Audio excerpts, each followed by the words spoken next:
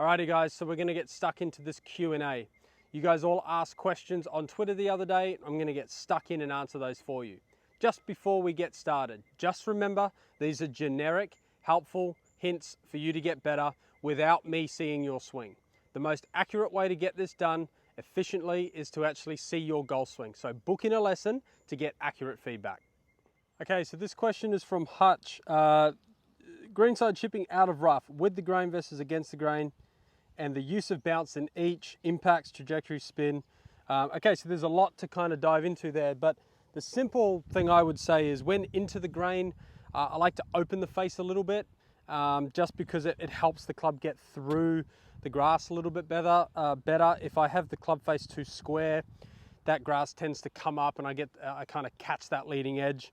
So, I mean, 2 shots here. I'll try and find some. I think there's a little bit of with grain right there. I mean, we don't have a lot of rough here in Queensland. I know in the States you guys have so much of it, but this is more of just a stock shot out of the rough. I know it's a pretty good lie here, but normal kind of club face positioning. Comes out pretty good. But then when I'm into the grain, I think right there is some into the grain stuff. So all of a sudden, if my golf ball's sitting into the grain like that, I would open my club face a little bit and just kind of feel like I'm letting the club kind of just hit into the ground. And from there, the ball's going to pop up quite a lot due to the club face position and the amount of grass between the face and the ball. The friction's going to be very low here. And you can see there, like that was a little bit stabby, but you can actually see how much that got caught. That's kind of what made me stick that club in the ground. So I don't mind that option, but if I did that with the leading edge, it might have even been worse. Those were the 2 kind of examples that I can come up with in regards to your question, but I've actually got a video on YouTube, whether it's out now or coming out, on exactly the lies out of the rough. Okay, so this question is from FDR. Some course management for getting out of trouble, punching under and through trees, etc. Maybe also the different lies you can get in these situations, club selection and how to play those shots and how to practice them. Okay, thanks.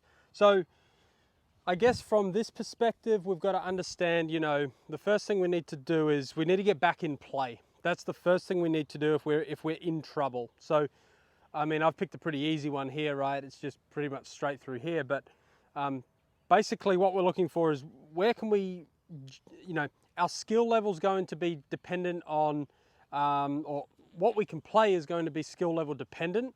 For me, I can pretty much get through most gaps. I kind of understand how club dynamics work. So this one's fairly simple, but you can see here that we've got some branches up here. So I've got a 4-iron in my hand, but the one thing you need to understand is how far does the ball have to carry in order to get it back in play? So if this was really thick rough over here, I would need the ball to carry, say, 100 meters. So maybe it's a 6-iron, maybe it's a 5-iron. But basically all I'm trying to do is keep the ball low enough not to hit the trees and get a little bit more carry to cover the rough. Now, obviously a good lie is going to be fairly easy.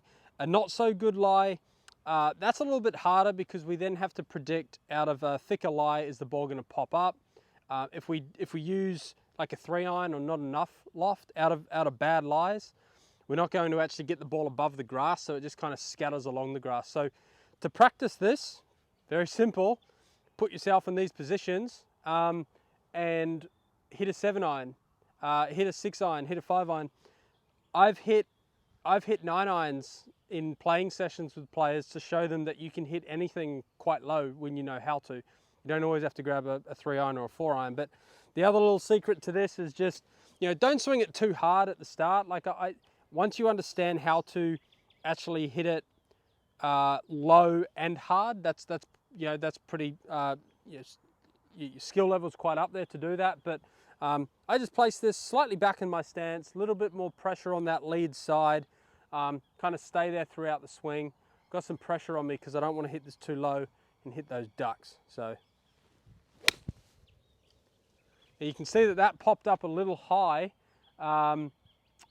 It nicked a couple of branches, so what I'd have to do there is I'd have to place it back in my feet just a little bit and perhaps even stay more on top of that golf ball because that did pop up a little high. Could have also been a little water on the ball, popping that thing up. But hopefully that helps. The only way to practice that, get out there and do it. Chuck yourself in the trees. Okay, so this first question is from Dan. Always struggle to rotate in the downswing. Tend to slide my hips, upper body tips back, and I tend to hit the ball thin, ground at the same time. Any thoughts would be greatly received. Okay, so Dan, what's happening is when the body or when the lower body slides forward, my upper body reacts by tilting backwards. So the main cause for this is that this lower body has slid too far this way. So we need to sort this out first. Very, very simple drill that you can do is to place an alignment stick just outside the lead heel, make a backswing, and then what we want to try and feel is that we can pressure shift forward and then we can turn around that alignment stick. So if I was just to take this alignment stick out here, I am basically going to put this club away, maybe place that just a little bit outside that left heel, ground solid. There we go, got it in the ground. We can hit a golf shot from here. If we tee the ball up in the middle of our feet, we're going to get to the top. We're going to avoid sliding into it. So we're going to pressure shift forward, then we're going to turn around the front leg. And you can see that as my leg straightens, I can turn around a little bit better. My upper body's now on top of the ball better, as opposed to sliding forward, tilting back. Now the feel that you might get from this is that you're actually not pushing forward. I actually suffer from this same movement myself. Sometimes when I work on this, I actually try not to feel like I'm pushing forward at all, which is kind of counterintuitive to how the golf swing works. But what I would feel is I would get to the top, and from the top I would feel like I'm turning straight away. And what you'll notice is I'm actually feeling like I've got a little bit of pressure on my back foot. It's a feel. It's not going to actually happen, because when I swing through with that feel, you can see how I work. All right, so try to put that alignment stick there and try not to slide into it. Hope that helps, mate. Okay, the next question is from Hack18. What is your go-to feel or drill for a proper backswing path? Now, how you have asked that question kind of says how you think about the golf swing. There is no proper backswing path, okay? It's what we do from there that counts. Now, if you are looking for a proper backswing path, again, it's kind of counterintuitive, because in my opinion, there's no such thing. We can make anything work. We can see really good players work the club inside. We can see them work it outside. We can see them work it down the line. But if you're chasing something down the line, simple drill could easily be that we get a golf ball, we set up to a golf ball, and the drill I like to do is to place this club about there, and then about half a foot inside that, place the alignment stick just on the angle that our club is at setup. Grab that club and work on that backswing, feeling a little bit more like it's up that plane there. And what you'll notice is at about club parallel, you see the hands and the club are all in line. And if I draw a line from my hands down, they're about on my toe line. That would be theoretically an on-plane swing. Don't get me wrong, we can still have a backswing that goes out here and make it work. We can still have a backswing that goes a little bit more inside and still make it work. So there is no proper backswing, but if you are looking for a drill that helps you with a better backswing or a more on-plane backswing, give that one a try. Okay, next question is from Matthew. What is your preference in grip? Do you play one particular shot shape over another? How do you get rid of an error that plagues you, i.e. fat shots, pulled shots, a big error during a round? Okay, so Matthew, what is my preference in grip? It depends on the player. It depends on how they want to move the golf ball, whether they want to move it left to right, right to left. And even then, the grip doesn't really matter. Obviously, if you watch golf quite a lot, which you probably do, Dustin Johnson has one of the strongest grips on tour, and he fades it from a closed club face position. So it's all about matchups. How you grip the club and how you move your body will dictate what kind of ball flight you hit. Now, your other question was, how do you get rid of an error that plagues you? Well, you work at it. You get the correct information, ideally from a coach. If that information is correct and you're working on it the correct way, that shot will get better and better over time. The other thing you said there is, do I play one, or Do I play one particular shot over another? No, not particularly. The reason why, mate, is because my normal golf swing will produce a certain ball flight. It's typically a pretty straight shot, thankfully for me. It draws just a little bit. My miss shot is when I get a little underneath the ball this way. I hit a little kind of thin push. That's kind of the shot that I don't like. And again, so how do I avoid that shot? Well, I need to work on the tendency that creates that, which is, you know, I get a little bit short and inside. I drag this down and I come up and out of it this way, and that's when my path moves a little bit too far into out with an open face. So I like to work on the drills that I work on, try not to slide as much, try not to tip back. And a good drill for me is actually just literally trying to start the ball left of target. And that tends to kind of tidy up a few of those little errors for me. But basically the question you're asking, there is no preference that I use in regards to grips. There's no preference in ball flight that I like to see for players. It's more about what they want to hit, and we just move their grip, their body, and their game towards that style. Okay, next question is from Roger. I strike my irons well with a slight fade, but tend to draw or hook my fairway woods. Now that's an interesting one, and I'm going to ask you a question here, Roger. The hard thing about that question is I need to know that you're aware of what the ball flight is. Now, the reason I say that is you hit your irons with a slight fade, okay, which is great. Now, a fade is something that potentially starts a little left of target and fades back to the right. Now, to get that, you would typically need a path that's a slight out to in path, and then a club face that's a little open to that path. Okay, now but you draw and hook your fairway woods. Now normally this is the opposite. Normally someone would draw their irons and fade their longer stuff, and that would be due to ball position. So if I was to draw my irons, the ball position normally goes in the middle, maybe slightly back, okay, which moves my path a little bit more to the inside. So if it looks like this, if the ball's way back in my stance, you'll notice the path is inside, inside, inside, inside, inside until the middle. Then it starts to arc around the corner, which is a leftward path. Now with a fairway wood and a driver, the ball position starts to get more forward in our feet. So if someone was to draw their irons and fade their fairway woods and driver, that would make sense, because when the ball position gets put forward, your arc is starting to work to the left. But yours is the opposite. So I'm going to ask you a question. A draw or a hook, okay, is when the ball starts slightly right of target and draws back, or it hooks back. So that would tend to be a path that moves too far from the inside out with a closed face. That would be a draw or a hook. I have a feeling that you are hitting a pull draw or a pull hook, which is if your irons are fading, the path is slightly out to in, okay, slightly out to in, and if that's not changing with your fairway woods or your driver, what happens is your club face may close, the ball starts slightly left of target, and then moves to the left. Now that would be a pull draw, or a pull hook. A draw or a hook would be something that starts to the right. So message me back on that one and let me know what exactly that is, because I have a feeling the terminology you're using there, draw or hook, could actually be a pull draw or a pull hook. All right, next question is from Crisonzo. What is the best way to hit long irons higher? Very broad question here, but mate, the best way to hit them higher is to have more lofted impact and more speed.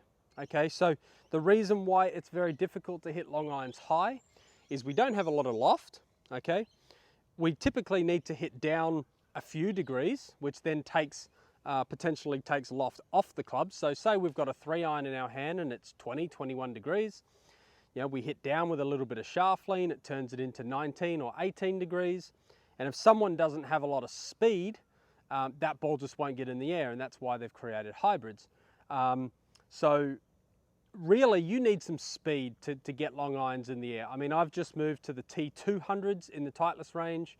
with my 4-iron and my 3-iron, just because I need some help launching the longer irons. So there could be some fitting components that you need to go through. Depends on your club face. If you're a closed face player and you're trying to hit long irons, you know, closed face players with short irons is great because we have 40 degrees on our 9-irons and things like that.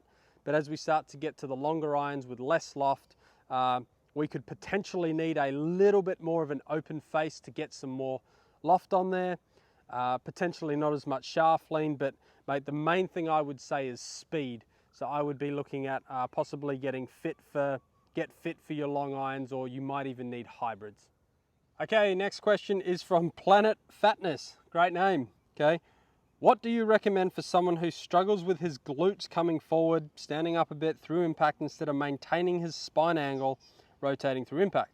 My issue is that I actually make decent contact with this habit, gets into muscle memory. Okay, first thing I'm going to say is muscle memory is not a thing. Okay, we don't have memory in our bicep. We have to train the brain. Okay, muscle memory gone. Okay, does not exist. If we do things over and over and over again, we've trained our brain to do it a certain way for so long.